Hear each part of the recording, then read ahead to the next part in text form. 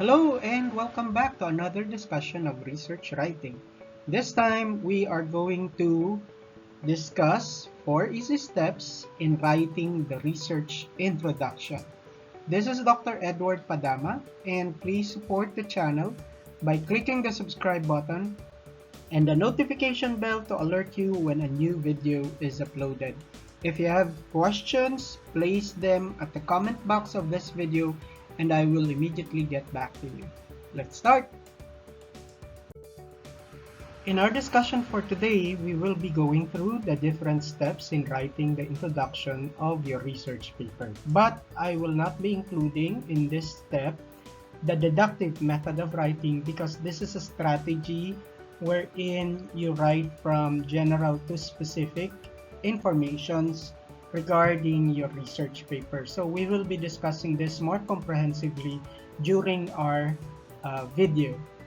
So the first step is set the context and background of your study, present the research gap, discuss the goal of the research, and present the rationale of the research. Again, all of these will be discussed as we go through our video for today, and I will be presenting an example for each particular step.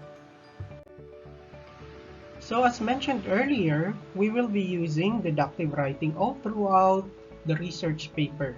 So this is defined as the practice of reasoning and organization in these specific order or sequence, from general to specific, that either proves or disproves the premise.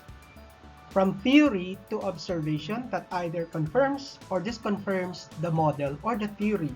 From abstractions to specific. So in a nutshell, deductive writing is from general to specific. Information refers to theory, premises, concepts, abstractions, going towards a more specific area or point or goal or objective of your research paper. So again, reminding you of the writing method used in research, which is deductive from general to specific, we are now going to implement that in our introduction or the first paragraph of our introduction. So in this case, the first sentence paints a general picture of the subject to be observed or investigated, which is mathematics. So the writer presents the feature and advantages of studying mathematics, which is mathematics is an intellectual toolkit for abstraction, generalization, and synthesis, which is again a very general information about the subject. And then on the next sentence, again, the subject mathematics provides powerful universal language that connects other disciplines. So this is just a supplemental information supporting the first sentence. And on the third sentence, the writer already cited a particular literature that will support the claim on the first two sentences. So it is vital in the underpinning the knowledge about economy, physical science, technology, business, engineering, and even ICT. So this refers to the subject mathematics and its relevance to the following field or area. Now, on the next sentence, you are going to observe that there is a change of tone from the presentation of mathematics, the advantages of mathematics, and then it moves towards a particular but subtle problem encountered in studying mathematics. So, but mathematics is a challenging subject. So you can already see the subtle change in tone in the introduction. It is a challenging subject to master by students from primary school to university. And this is not just the idea of the researcher. This was cited in or from another literature. Okay? And then when we continue to read, it supports the first sentence with another concept or idea. Most of the students find this subject arduous or hard, especially branches of mathematics that are mind-boggling like algebra, geometry, calculus, and other higher mathematics. So in the last sentence, the writer already pinned the idea that there is a need to conduct or investigate this problem related to mathematics. And it says, varied researches long demonstrated that mathematics learning is a common and important problem of students in all ages to be addressed. But again, this is still a subtle approach in establishing that there is a problem related to the study of mathematics. The next step is present the research gap. The research gap is defined as the missing piece in a research or a study. It is an area that has not yet been explored or underexplored.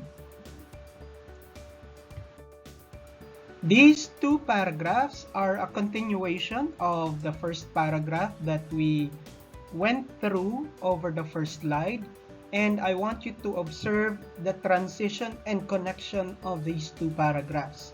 With this, I would also like to remind you that we are still implementing the deductive method from general to specific. So you can observe how it was implemented and used in these paragraphs. So on the first paragraph, it is still in the general tone, wherein it cites 14 countries that showed deterioration in mathematics performance, but it did not mention, or the writer did not mention, the specific names of these countries. And then, going towards the second paragraph, the transition, you will observe that a specific name of a country, the Philippines, was already mentioned. So that is the implementation of the deductive method. And then in terms of connection, that subject mathematics or difficulty in studying mathematics is still discussed, but this time specifically in a area presented or mentioned by the researcher. The next step is discuss the goal of the research. In this paragraph, which is a continuation of the previous paragraphs presented, you are going to see a very specific locale of the population which will be part of the study or the research. So in this case, this research is focused on math talk, which is a particular strategy in teaching mathematics as an inquiry-based strategy in teaching grade 7 mathematics we blurred out the specific name of the school. This study also aims to flaunt that through this new teaching learning approach or strategy, students will play an active part and deepen their understanding towards the concept in mathematics. So for this particular paragraph, you can see that everything has been slimmed down to a specific local area, including the institution where this study will be implemented. For the last step, present the rationale of the research. This refers to the justification or the reason why you conducted the study. Why is your research important, and why do you need to push through with the investigation? So for our example, the mentioned dilemma above can be seen and observed in actual classroom situation. So this refers to the necessity of the investigation, since the writer mentioned that this exists in all classroom situations. And continuing, many of the students enter high school with severe gaps in mathematical concepts and skills that result difficulty in coping up with competencies assigned by the Department of Education. So the second sentence supports the claim on the first sentence. Though the number and number sense had been part of their curriculum in elementary, these competencies were taught but not conceived by most of the students. If the students are not equipped with even the very basic mathematical concepts, then it will have a domino effect on the latter years. Because of this, which is already the transition of the rationale, because of this existing condition, the researcher conducted a study on how to address the problem in grade 7 of a specific high school.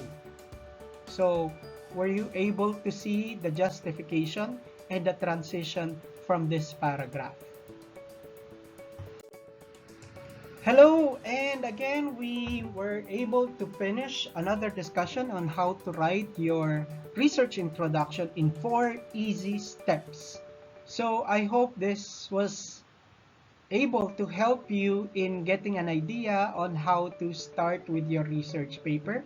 And again, please support the channel by clicking the subscribe button and the notification bell to alert you when a new video is uploaded.